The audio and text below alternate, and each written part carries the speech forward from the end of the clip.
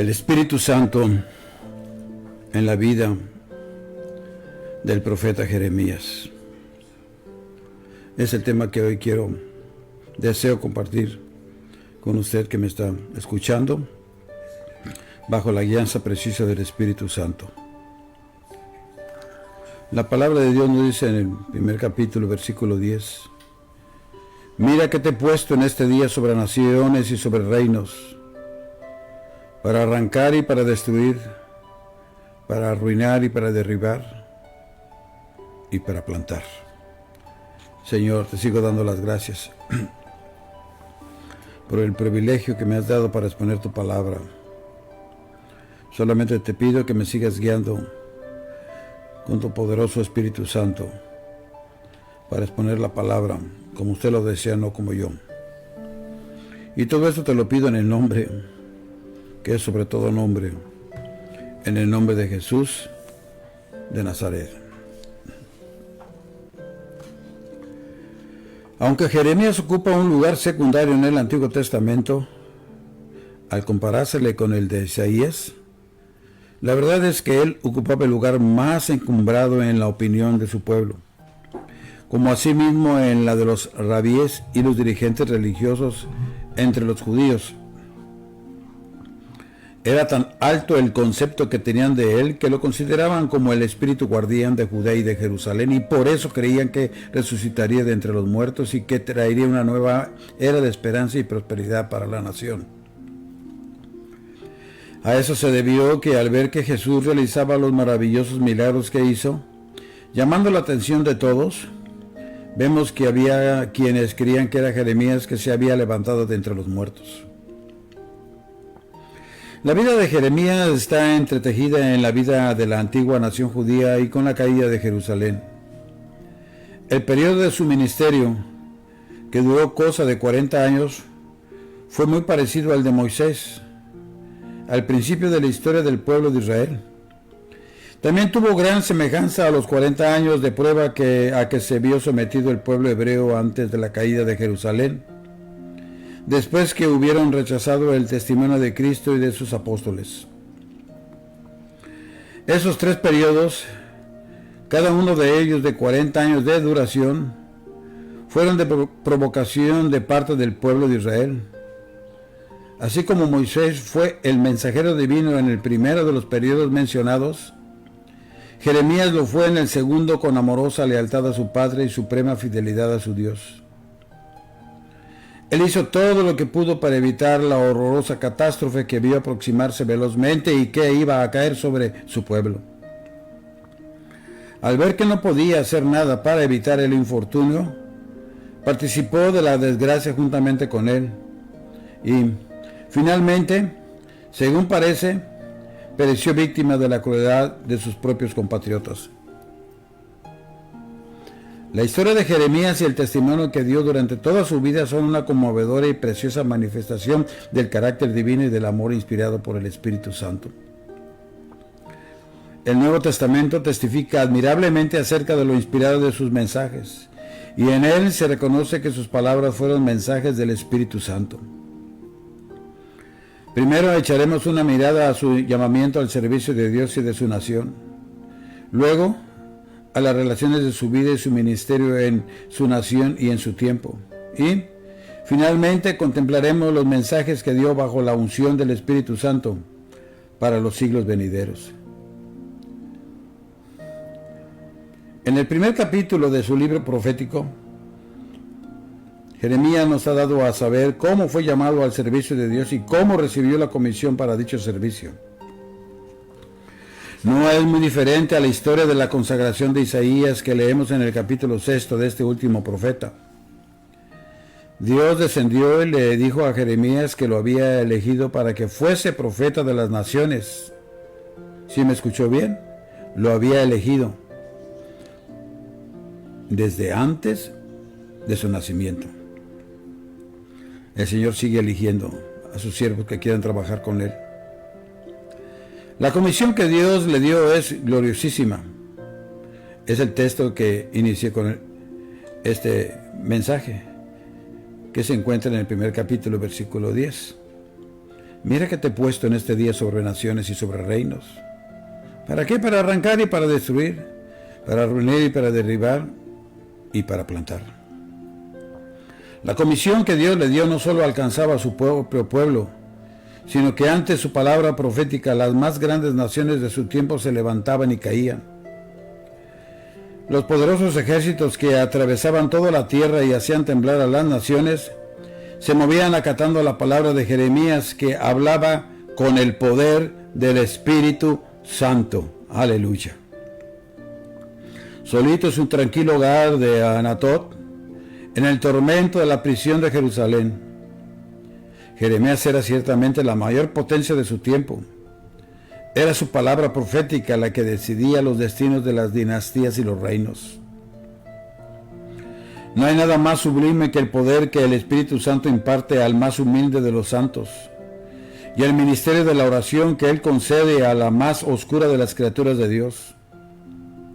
Habrá espectáculo más glorioso que el cuadro que se nos presenta, cosa de un siglo más tarde, en el que nos presenta a ese poderoso soberano oriental, el siempre victorioso Ciro, quien, después de haber subyugado naciones, después de haber caído a sus pies a la soberbia de Babilonia, después de haber dominado el mundo entero y haberlo convertido en su imperio, impelido por una influencia que él mismo no pudo comprender, se vio obligado a cumplir lo que Jeremías había profetizado. No hay duda que su ministerio fue algo muy fuera de lo común, pero Dios dará poder semejante a cualquier otro de sus santos verdaderos que esté dispuesto a aceptar, en nombre del Señor Jesús, la importante comisión y el sagrado ministerio de la oración, y a empuñar el cetro de la fe, con el cual podrá tocar al mundo con el poder y bendición eternos de Dios. La comisión que Dios encargó a Jeremías fue algo muy notable. Como es de suponerse, Jeremías se sintió absolutamente incapaz de desempeñarla. Todos sus naturales instintos se rebelaron contra el llamamiento que había recibido. Jeremías era hombre sensitivo, retraído y amoroso. Para él era un penoso sacrificio estar siempre en continuo antagonismo que el pueblo que tanto amaba y el dirigirle las reprensiones que Dios le ordenaba que lanzara sobre él, contra los príncipes, contra los sacerdotes y contra los profetas. Le habría sido mucho más fácil llorar por las aflicciones que agobiaban a Israel y aún sufrir por sus pecados. Pero Dios, escuche bien, eligió a este hombre de instintos tan sensitivos y retraídos para que hiciera a su pueblo las más horrorosas advertencias acerca de los juicios que caerían sobre él, y para que pasase por tribulaciones tan angustiosas que espantarían al más esforzado de los hombres. Eligió. Dios sigue eligiendo. Jeremías se sintió acobardado y dijo: soy niño. Mas Dios no podía consentirle que invocara su debilidad. No eran las fuerzas de Jeremías las que debían imponerse, sino el poder de lo alto con el cual sería investido. Dios extendió la mano y le tocó los labios. Bendito sea el nombre del Señor. Dios le impartió su poder para disipar la debilidad y le ordenó que se presentara sin la menor duda ni el más mínimo miedo, y que dijera lo que él le inspiraba. Debía ser como un muro de granito, como una fortaleza de oposición a los ataques de los sacerdotes, de los príncipes, de los profetas y de todo el pueblo. De igual manera, Dios suele llamarnos algunas veces al desempeño de ministerios para los cuales nos sentimos completamente inaptos. Pero si es Él quien nos llama y Él que nos da la necesaria idoneidad, ¿por qué hemos de tener miedo? Cuando avanzamos dispuestos a cumplir la divina misión que se nos ha encomendado, debemos hacerlo sin temor de ninguna clase, con absoluta obediencia. Sí, casi podríamos decir que debemos hacerlo con toda audacia, pues esa es la manera más segura de proceder. No temas delante de ellos, porque contigo estoy para librarte. Esa advertencia es tanto para nosotros como lo fue para Jeremías. Jeremías vivió y testificó durante el reinado de 4 reyes de Judá, habiendo sido llamado al desempeño de su ministerio a principios del reinado de Josías, quien, habiendo heredado un trono corrupto y habiendo ascendido a él a muy temprana edad, se vio rodeado de un pueblo dado a la idolatría y al pecado. El largo reinado de Manasés, que se prolongó por medio siglo, solo se podría comparar con los días de Acab y Jezabel, aunque a causa de los castigos divinos hacia el final de sus días se arrepintió de lo que había sido y de lo que había hecho. Después de un breve reinado de su hijo suyo, reinado que fue tan depravado como había sido el de él, ascendió al trono Josías. Este, que estaba destinado a ser uno de los mejores reyes de Judá, pudo colocarse al lado de Josafat y Ezequías, verdaderos sucesores de David. Desde el principio comenzó a luchar contra todo lo malo, y luchó valiente y constantemente hasta el final de su reinado, con objeto de reformar el país. En todo lo que hizo contó con el apoyo de Jeremías. La verdad es que bajo la dirección de Dios, las reformas que realizó se debieron principalmente a la labor de Jeremías. Día tras día, Jeremías se detenía en las calles de Jerusalén y pronunciaba sus tiernos y solemnes mensajes. Los primeros discursos que pronunció se han preservado al principio de su libro de profecías. Jeremías hacía recordar a su pueblo el antiguo pacto que habían hecho con Dios y cómo él había sido fiel y les había dado su bendición. El profeta les hablaba con ternura y franqueza que sus palabras les llegarían hasta el corazón. Exclamaba diciendo: así dice Jehová, me he acordado de ti, de la fidelidad de tu juventud, del amor de tu desposorio, cuando andabas en pos de mí en el desierto. Y renovaba el llamamiento diciendo: ¿he sido yo un desierto para Israel, o tierra de tinieblas? Dos males ha hecho mi pueblo. Me dejaron a mí, fuente de agua viva, y cavaron para sí cisternas rotas que no retienen agua. Luego, probablemente al ver la frialdad e indiferencia con que les escuchaban, y tal vez también con mofa e incredulidad, les dirigió algunos solemnes mensajes, haciéndoles ver las calamidades que les sobrevendrían. Describió la dramática escena del ejército invasor y del ejército del norte que pondría sitio a la ciudad de Jerusalén y, finalmente, la caída de esta. Algunas veces escapaban de su corazón angustiosas exclamaciones tales como estas: oh, si mi cabeza se hiciese aguas y mis ojos fuentes de lágrimas para que llore día y noche los muertos de la hija de mi pueblo. ¿No hay bálsamo en Galaad? ¿No hay allí médico? ¿Por qué pues no hubo medicina para la hija de mi pueblo? Pasó la siega, terminó el verano y nosotros no hemos sido salvos. Así predicó, rogó, exhortó y esperó año tras año. Poco a poco se fueron viendo algunas señales de mejoría, hasta que al cabo de algún tiempo pareció como si las nubes iban pasando y que la nación retornaba a su Dios. Por ese tiempo ocurrió un suceso extraño e importante.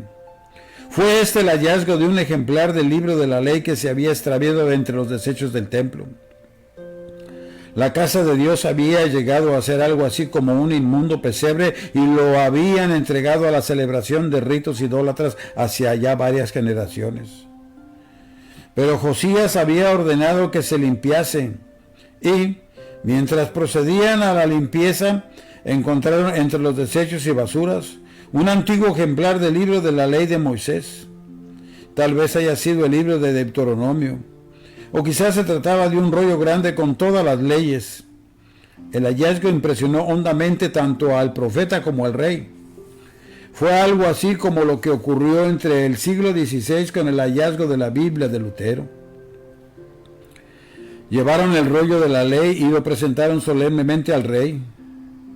Y en una reunión a la cual convocaron a los sacerdotes y a todo el pueblo, se leyó el sagrado libro. mientras escuchaban la voz de Dios y oían sus preceptos y mandamientos, que habían descuidado durante años y los habían desobedecido, comenzó a apoderarse de ellos algo así como el espíritu de la verdadera humillación y de deseos de reformarse. En vista del movimiento que se había producido, Josías convocó a la nación entera para que concurrieran todos a Jerusalén y ordenó que se celebrase una grande y solemne Pascua. Concurrieron del norte, del sur, del oriente y del occidente, y aún algunas partes de Israel se congregó con ellos. La celebración de esa Pascua fue tal como no la habían celebrado desde hacía muchísimo tiempo. Uno habría creído que todo eso habría henchido el corazón de Jeremías de gozo y de confianza. Es indudable que el profeta apreciaría muchísimo el despertar que se produjo entre las masas del pueblo, aunque hubiese sido, como de hecho lo fue, de fugaz duración. Pero dicho despertar produjo en él una de esas crisis que tanto agobian a los fieles ministros de Dios. No se le ocultó a Jeremías que la conmoción había sido muy superficial. Pudo ver la falta de sinceridad de parte de los dirigentes. Jeremías pudo ver que el corazón del pueblo seguía dado a la idolatría y al pecado, y que todo lo que hacían era superficial y, por consiguiente, no tardaría en desaparecer. Estaban dispuestos a llegar hasta cierto punto, pero no estaban dispuestos a que se produjera en ellos un avivamiento radical que los separara de toda idolatría, de todo pecado y de todos los vicios e iniquidades que predominaban en toda la vida nacional. Así Jeremías pudo ver con la visión que produce el discernimiento divino, que lo que necesitaba su pueblo era un avivamiento de esa clase, y que ninguna otra cosa podría librarles de la calamidad que les amenazaba. Por ese motivo, Jeremías rogó a la nación, con más solemnidad que nunca, a que se arrepintiera y buscara a Dios. Convocó a los príncipes, a los sacerdotes, a los profetas y al pueblo en general, a que buscasen la justicia y la santidad, que obedecer a Dios es lo mejor que todo, a que circuncidaran sus corazones y a que no descansaran confiados únicamente en el culto ceremonial ni en reformas exteriores. Pero la nación recibió el mensaje con frialdad, muy pocos lo acataron. La reforma pasajera pronto pasó. Los corazones del pueblo quedaban aún sin ser santificados, porque ni creían. El profeta estaba seguro que el día de juicio que iba a caer sobre Judá solo se había retardado. Así es lo que está pasando ahora en la actualidad. No creen en el arrebatamiento. Pero pronto el Señor, ¿verdad?, levantará a todos aquellos que creyeron en Él, y luego nosotros, los que hemos sido lavados con su preciosa sangre, seremos arrebatados en un abrir y cerrar de ojos. Así es que pero su peligro no había desaparecido de ellos. No transcurrió mucho tiempo antes que las nubes comenzaran a acumularse más oscuras y más amenazantes que nunca. En mala hora el rey Josías fue inducido a emprender apresuradamente una insensata campaña contra el rey de Egipto. Desoyendo las advertencias que le envió Dios por medio de los labios de dicho rey pagano, se lanzó a la contienda que se le había prohibido, y como consecuencia de ello perdió la vida, dejando su cuerpo ensangrentado en el campo de Megido. Al morir Josías, el pueblo de Judá perdió en él la última esperanza, y Jeremías expresó sobre él una lamentación que no es otra cosa que el clamor nacido de la desesperación. Después de eso comenzó la cadena de crímenes y calamidades que culminaron con la caída de Jerusalén y el cautiverio de Judá. Joacim, sucesor de Josías, fue la contraparte de Acab y de Jeroboam durante los peores días de Israel. Desoyó todos los consejos y advertencias del profeta. Cuando Jeremías logró conseguir que Baruch le leyese a Joacim lo que decía el rollo de sus mensajes proféticos acerca de los solemnes juicios que Dios había pronunciado contra él, en vez de demostrar el menor signo de arrepentimiento, tomó un cortapapeles y cortó del rollo de pergamino el trozo donde estaban escritas las palabras que le desagradaron y lo echó al fuego. El profeta regresó a su casa y volvió a escribir las amenazas que le había ordenado Jehová que escribiera contra el rey, añadiendo algunas frases más amenazantes y más terribles aún que las anteriores, y volvió a enviarlo al rey. Jeremías advirtió repetidas veces a Joacim acerca de la ruina que le amenazaba, pero éste estaba tan ensoberbecido y determinado a obrar mal que al fin, después de 11 años de infame reinado, fue muerto a raíz de un ataque nocturno que lanzó contra Jerusalén el ejército babilónico. El cadáver de Joacim quedó tendido en el campo. Siglos después se dijo que en la pálida frente del desdichado rey, que podía leer en letras horribles el nombre del espíritu maligno que Joacim había perseguido durante toda su vida. Mucho tiempo antes de la muerte del malvado rey, Jeremías había predicho: en sepultura de asnos será enterrado. Y así acabó su vida, humillado y en la ruina. Tenía tan mala reputación que no quisieron sepultarle en el panteón de los reyes.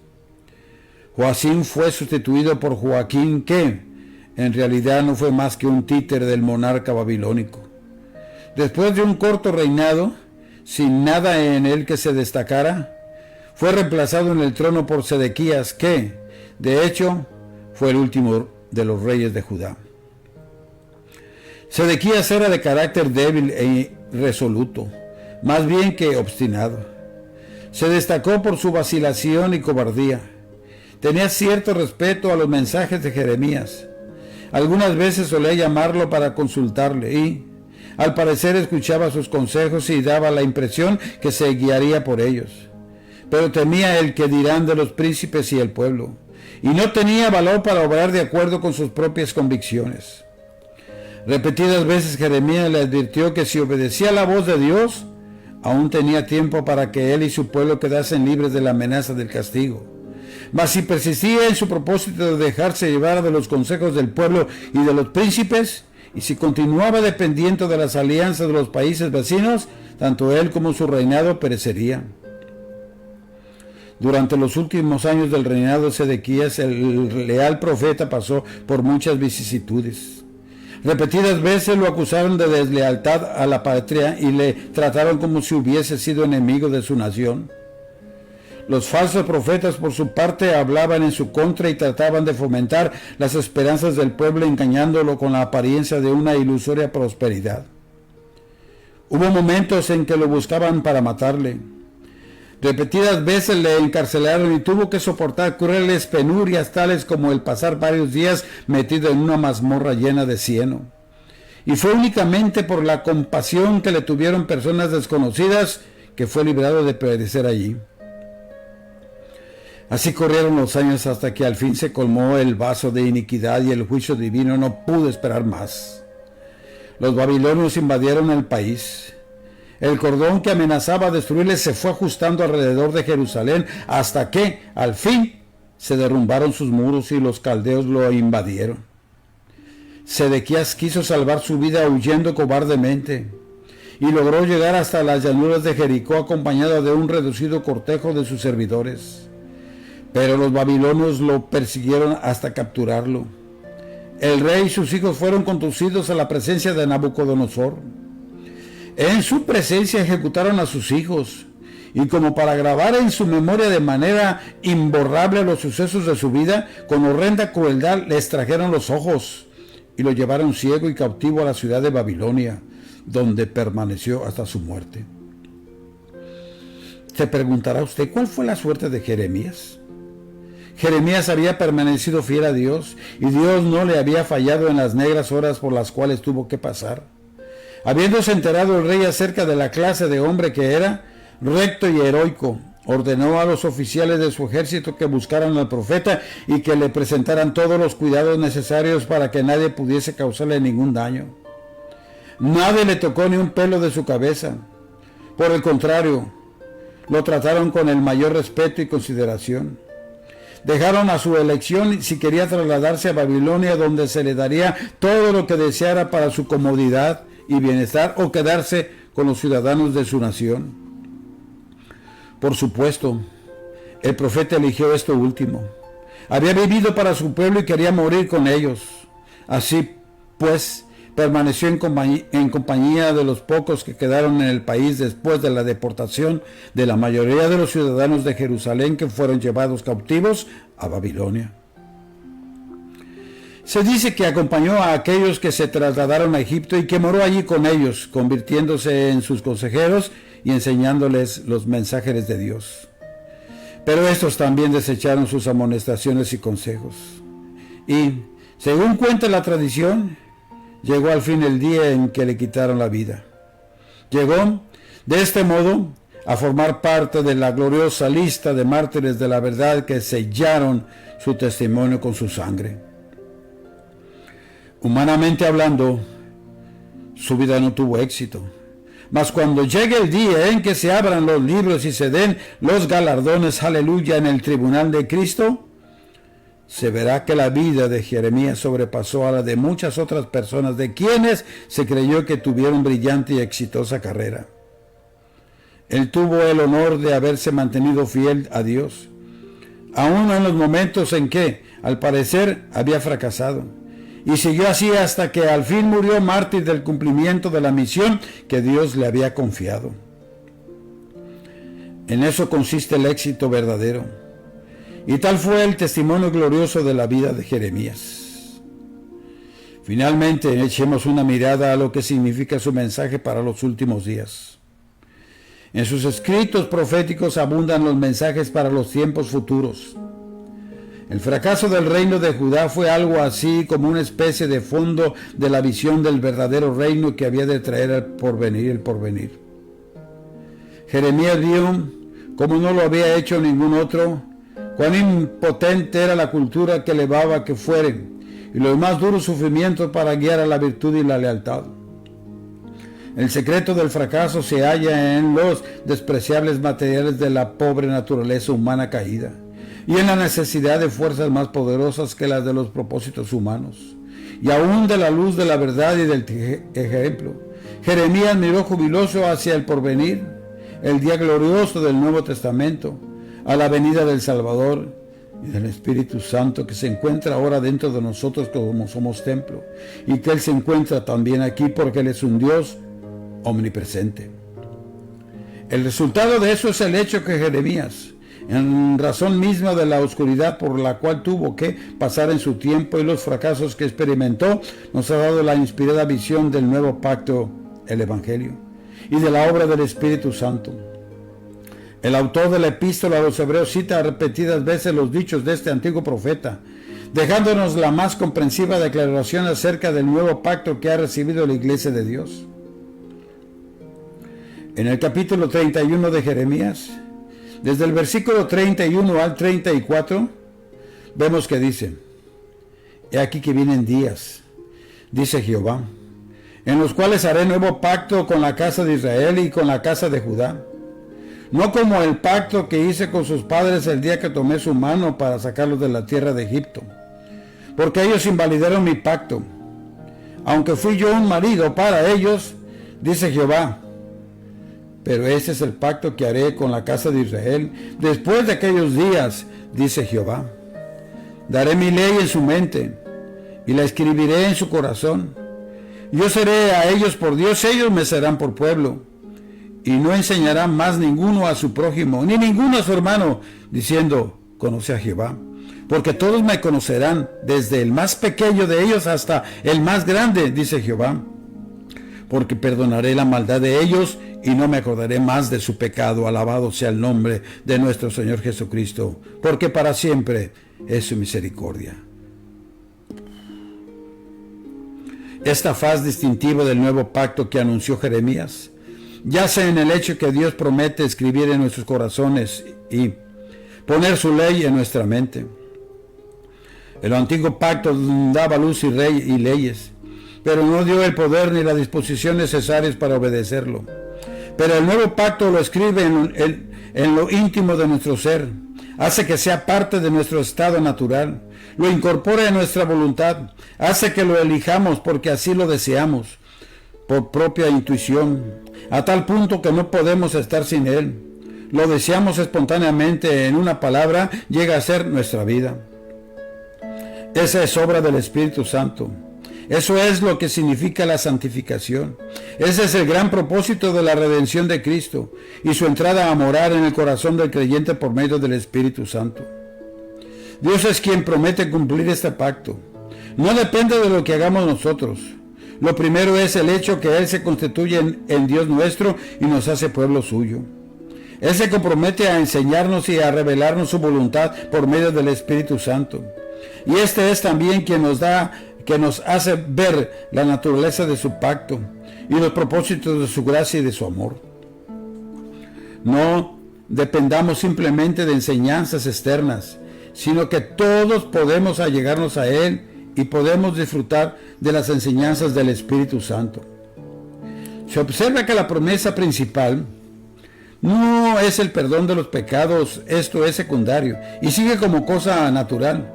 Lo primordial es la promesa del poder de la gracia divina que preserva del pecado y que nos conduce a la santidad. Claro, al aceptar a Jesucristo como nuestro único y suficiente Salvador. Ese es el glorioso evangelio que Jesús vino a traer en toda su plenitud, y del cual el Espíritu Santo es al mismo tiempo el revelador y el dador de las aptitudes necesarias para cumplirlo.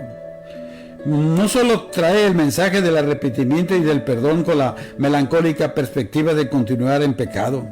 No solo viene a perdonar el pasado, sino que promete darnos el poder necesario que nos preservará del pecado en el porvenir y darnos una naturaleza cuya tendencia es santa y divina, la que nos hará elegir la voluntad de Dios y vivir santa y obedientemente porque tenemos el poder del Espíritu de Dios. Eso no quiere decir que no le fallamos o no pecamos, porque dice la Escritura que el que dice que no peca, pues le hace mentiroso a Dios. Amados míos, hermanos, amigos que me están escuchando, hemos aprendido este bendito mensaje del Espíritu Santo por medio de Jeremías. Hemos entrado en este nuevo pacto. Sabemos lo que es la plenitud de la salvación debido al hecho que el Espíritu Santo ha entrado a nuestro corazón y hecho su morada en él. Somos templo, recuerde que somos templo del Espíritu Santo. Somos la casa de Dios, lo dice el escritor de Hebreos. ¿Ha escrito Él en nuestros corazones la divina ley de Dios? Aleluya. Otro de los mensajes que Jeremías ha dejado para estos postrímeros tiempos es el de la fe. Nos lo ha dejado en el capítulo 32 de su profecía. Se trata de una lección objetiva muy notable. En aquellos días, cuando el futuro se presentaba tan densamente oscuro a causa de la gran calamidad que les había sobrevenido, cuando todo el país estaba bajo el dominio de los caldeos y la ciudad de Jerusalén estaba a punto de caer, en momentos cuando Judá no valía nada, Jeremías recibió órdenes de invertir la herencia que había recibido de sus padres, adquiriendo una propiedad en la aldea de Anatot. Parecería como si hubiese sido botar el dinero. Pero el profeta obedeció inmediatamente, sin vacilación alguna, e hizo la compra públicamente en presencia de todo el pueblo. Firmó los documentos, los hizo sellar legalmente e invirtió su pequeño caudal, sabiendo muy bien que por 2 generaciones estarían bajo el estigma del cautiverio de Judá. ¿Qué significó todo esto? Fue ello una expresión práctica de la fe que tenía en el porvenir de su país y que llegaría el día en que la propiedad que había adquirido valdría lo que había pagado por ella. Entonces sus bienes volverían a su familia y se cumpliría la gloriosa promesa que Dios le había hecho en Israel. Eso era dar un paso en la oscuridad, confiando en las promesas de Dios. Eso significaba contar con las cosas que no existían como si existieran.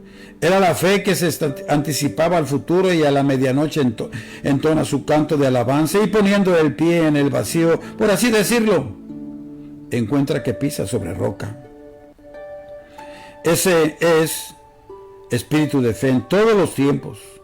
Nosotros como Jeremías debemos depender la palabra de Dios cuando no hay ninguna otra cosa de la cual podamos depender y debemos poner en práctica lo que es la certeza de lo que se espera, la convicción de lo que no se ve.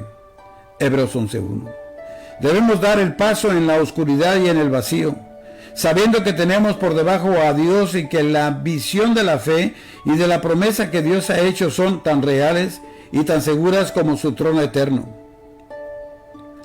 Hay otro mensaje más que nos ha dejado Jeremías para los tiempos futuros, ante el cual debemos detenernos unos momentos. Lo encontramos en el capítulo 18 de su profecía. Se trata de la figura de un alfarero y su vasija. El profeta fue a la casa del alfarero y lo vio trabajando sobre la rueda. Pero, por alguna causa, la vasija, salió defectuosa. Tal vez ello se debió a la manera en que el alfarero manejó la arcilla, o podría haber ocurrido que ésta no estaba tan plasmable como se requería. El hecho es que tuvo que echarla a un lado, y al parecer su trabajo había sido en vano, pues hasta el material que había empleado no era de buena calidad. Con cuánta solemnidad nos habla esto de nuestros pasados fracasos. Tal vez Dios nos tomó en sus manos y comenzó a trabajar en nuestra vida con generoso propósito, pero no nos gustó el proceso empleado por Él y no quisimos someternos a su voluntad. Pedimos que nos señalara algo más fácil. Retrocedimos para no tomar la cruz y pareció como si Dios no hubiese podido realizar sus sagrados propósitos. Entonces tuvo que ponernos a un lado y dejar que por el momento pareciera que sus planes habían fallado.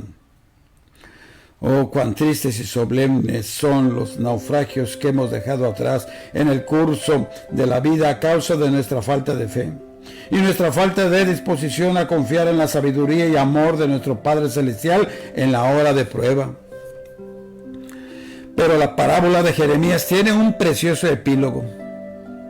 El alfarero no tiró la arcilla para no volver a recogerla, sino que volvió a tomarla en las manos y volvió a hacer otra vasija, según le pareció mejor.